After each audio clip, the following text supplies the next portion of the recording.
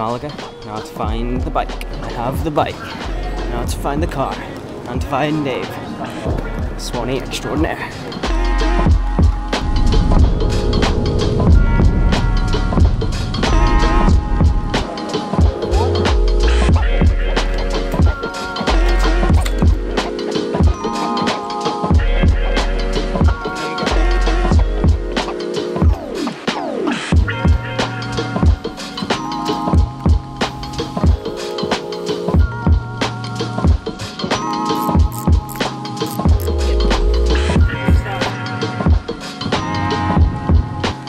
The route pretty much goes straight onto gravel. Once you leave Berja, you come onto this kind of farm track.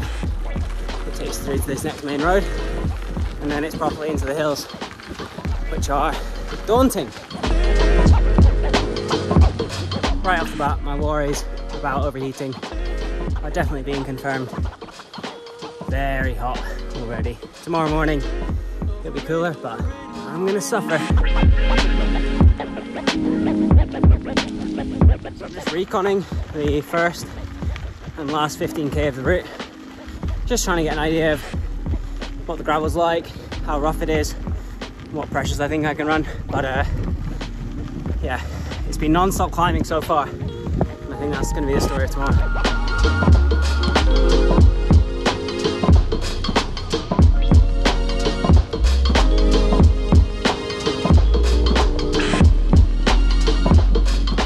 My turnaround point for today on my little recon ride. I've done the first 16k, and the impression is that it's going to be savage. The terrain, the climbing, it's going to be a big one. But yeah, pretty exciting. Pretty amazing trails.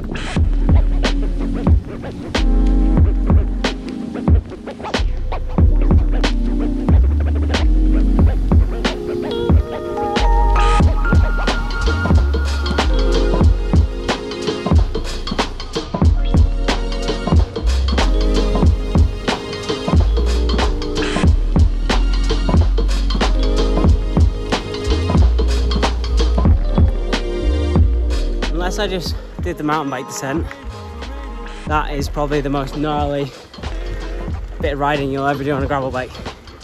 It is so loose, and it's basically just like a mountain bike trail. And this is the last 5k. Jeez, this is gonna be so sketchy. São 4, 3, 2, 1,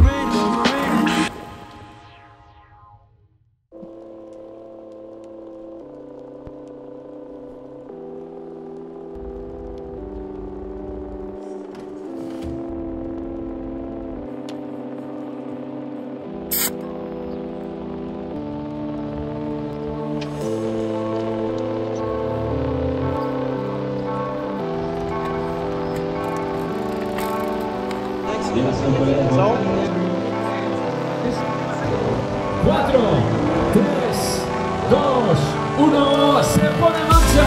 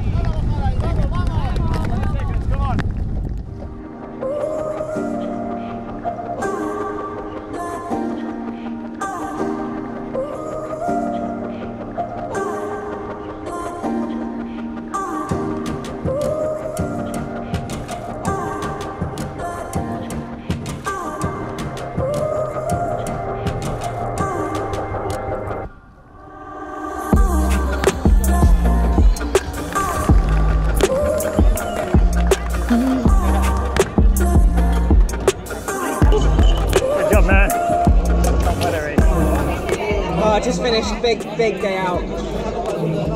Oh, yeah, gravel racing is pretty hard. I kind of tried to keep it conservative on the first climb. The first climb was 2 hours long, and then it was just downhill all the way from there, so I was just picking off guys. And then in the downhill I was just kind of going full out. I dropped my chain twice, and I think in the end I was on like 20 seconds behind seconds, so yeah. First Valverde, second this guy, and then yeah, pretty stoked for third actually. 3.5 hours full gas in Sierra Nevada. That's good stuff. That was so much fun.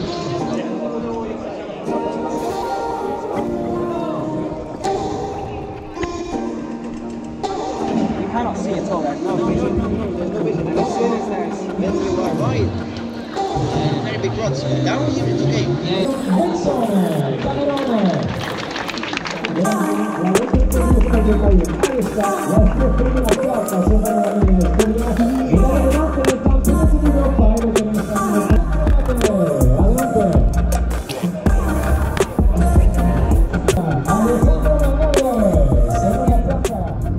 Okay, so race recap. We're on the way to the airport now. All done here at Indomable, and big day out. Actually shorter than I expected. I thought it was going to be like 4 hours, 3:45, but it ended up being like 3.5 hours. So yeah, it was a tough day. We started very fast, like I thought we would, onto the first section of gravel. You know, everyone's pretty much going full.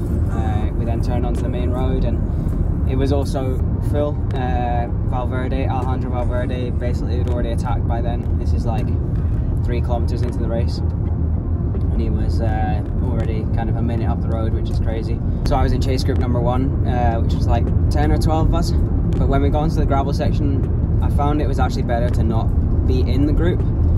So either be in front or behind, and I chose behind just for that section.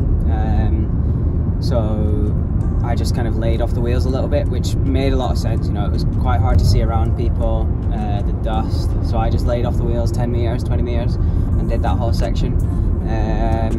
We then did one of the main big climbs, switchback climbs, which I rode kind of consistently. At this point I was on my own. I could see the front group, I just kind of kept them there at 30, 40 seconds.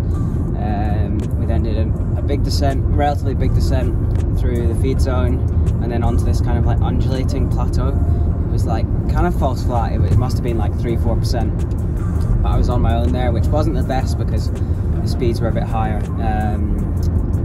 But I could still see the kind of first chase group, and that was only like 3 or 4 of them now by this time. And I knew that I just had to get over the climb, you know.